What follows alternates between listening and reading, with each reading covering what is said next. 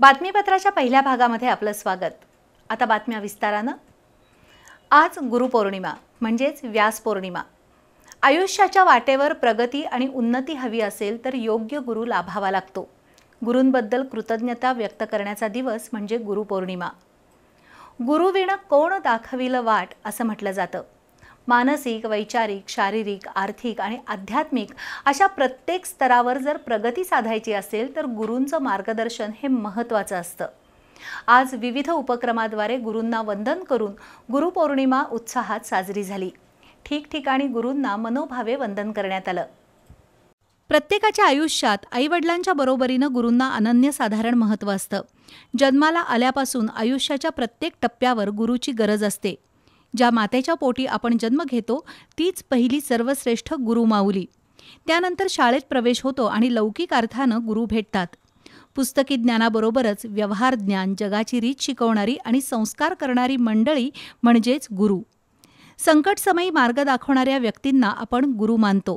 कुणाचे आध्यात्मिक गुरु असतात तर कुणाचे अभ्यासातील गुरु असतात। कुणाचे कलाप्रांतातील गुरु असतात तर कुणी व्यावसायिक स्तरावरही एखाद्याला गुरु मानू शकतात। अशा गुरूंना वंदन करण्याचा दिवस म्हणजे आषाढ महिन्यातील व्यास पौर्णिमा अर्थात गुरुपौर्णिमा। गुरूंच्या प्रती कृतज्ञता व्यक्त करण्यासाठी गुरुपौर्णिमेनिमित्त आज ठिकठिकाणी विविध कार्यक्रम आयोजित करण्यात आले होते। स्वामी समर्थ मंदिर, दत्त मंदिर, श्रीकृष्ण सरस्वती मंदिरात आज विविध धार्मिक कार्यक्रम झाले। असंख्य भाविकांनी ठिकठिकाणच्या मंदिरात जाऊन आवर्जून दत्तगुरूंचं किंवा स्वामी समर्थांचं दर्शन घेतलं। गुरुपौर्णिमेनिमित्त अक्कलकोट इथल्या श्री स्वामी समर्थ मंदिरात संपूर्ण राज्यभरातील हजारो भाविकांची उपस्थिती असते। आजही मंदिरात दर्शनासाठी प्रचंड गर्दी झाली होती। पहाटेपासूनच अभिषेक, आरती असे धार्मिक कार्यक्रम झाले। श्री स्वामी समर्थांची वस्त्रालंकार पूजा बांधण्यात आली होती। यावेळी मंदिराचे विश्वस्त महेश इंगळे, सचिव आत्माराम घाटगे, महेश गोगी, श्रीशैल गवंडी, आदित्य गवंडी, गिरीश पोवार, प्रसाद सोनार, संजय पवार, श्रीकांत मलवे, विपुल जाधव यांच्यासह भाविक उपस्थित होते। कॉमर्स कॉलेज शेजारच्या दत्त भिक्षालिंग मंदिरात दररोजच मोठी गर्दी असते। गुरुपौर्णिमेला तर या मंदिरात भाविकांची रांग लागते। श्री गुरुदेव दत्तांचं जागरूक देवस्थान अशी ख्याती असलेल्या या मंदिरात आज हजारो भाविकांनी दत्तगुरूंना नमन केलं। आज पहाटे अभिषेक झाल्यानंतर महापूजा बांधण्यात आली। दुपारी 12 वाजता आरती आणि संध्याकाळी सांस्कृतिक कार्यक्रम संपन्न झाले।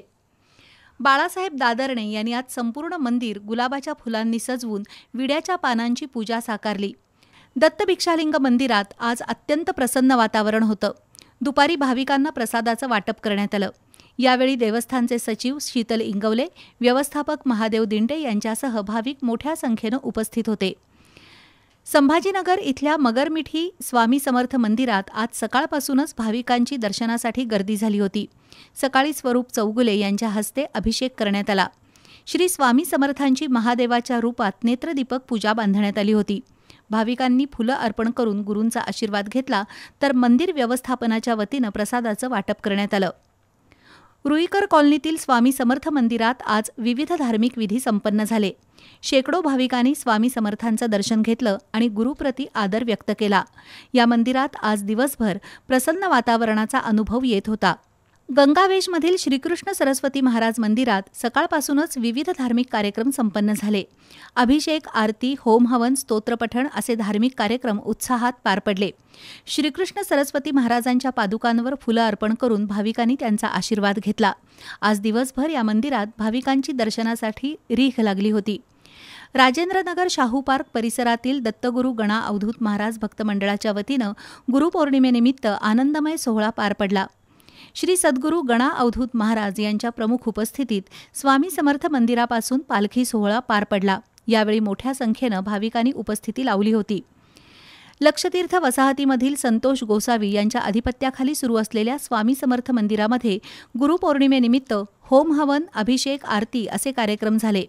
इथं सुद्धा भाविकांनी स्वामींचं दर्शन घेण्यासाठी गर्दी केली होती। संध्याकाळी प्रसादाचं वाटप करण्यात आलं। पतंजली योग समितीच्या वतीनं पांडुरंग नगरी हॉलमध्ये गुरुपौर्णिमेचा कार्यक्रम उत्साहात पार पडला। दत्त महाराजांच्या फोटोचं पूजन आणि दीपप्रज्वलन विकास निकम आणि शांताराम पाटील यांच्या हस्ते झालं। होम हवन आणि धार्मिक कार्यक्रमांसह गुरुभक्तीपर गीतही सादर झाली। तर आदर्श शिक्षक आणि पाण्यात योगासन करणाऱ्या साधकांचा पतंजली किट आणि प्रमाणपत्र देऊन सत्कार करण्यात आला। यावेळी अलका जोशी, रेखा पाटील, सुप्रिया निंबाळकर, पूजा बारटक्के, अमर मंडलिक, अमर खाडे, स्वप्नील भस्मे, महेश मांगलेकर, अलका शिंदे यांच्यासह योग साधक उपस्थित होते। विविध शाळांमध्ये आज गुरुपौर्णिमा साजरी करण्यात आली। विद्यार्थ्यांनी आपल्या गुरुजनांना पुष्पगुच्छ देऊन त्यांचे आशीर्वाद घेतले। नागोजीराव पाटणकर हायस्कूलमधील विद्यार्थ्यांनी गुरुवंदना गीत गाऊन शिक्षकांप्रती आदर व्यक्त केला। कोल्हापुरातील कोटीतीर्थ तलावाशेजारील दिंडोरी प्रणीत श्री स्वामी समर्थ मंदिरात आज गुरुपौर्णिमेनिमित्त दिवसभर विविध धार्मिक कार्यक्रम झाले। पहाटे श्री सूक्त पठण झालं। अभिषेक झाल्यानंतर स्वामींच्या प्रतिमेचं पूजन करण्यात आलं। अक्कलकोट स्वामींच्या प्रतिमेला अत्यंत सुंदर पुष्प सजावट करण्यात आली होती, तर मंदिराच्या गाभाऱ्यात फुलांची मनमोहक सजावट आणि आकर्षक विद्युत रोषणाई केली होती। गुरुपौर्णिमेनिमित्त स्वामींचं दर्शन घेण्यासाठी दिवसभर भाविकांनी मंदिरात गर्दी केली होती। दरम्यान गुरुपौर्णिमेनिमित्त आज करवीर निवासिनी श्री अंबाबाई मंदिरात देवीच्या गर्भकुटीमध्ये श्री दत्तात्रेयांची आकर्षक पूजा बांधण्यात आली होती। संपूर्ण गाभारा पानाफुलांनी सजवण्यात आला होता। ही पूजा पाहण्यासाठी तसंच श्री अंबाबाई आणि श्री गुरुदेव दत्त यांचे एकत्रित दर्शन घेण्यासाठी भाविकांनी दिवसभर गर्दी केली होती। राजाराम गार्डन हास्य परिवाराच्या वतीनं गुरुपौर्णिमा उत्साहात साजरी झाली। मधुकर भोसले यांचं औक्षण करून गुरूंबद्दल कृतज्ञता व्यक्त करण्यात आली।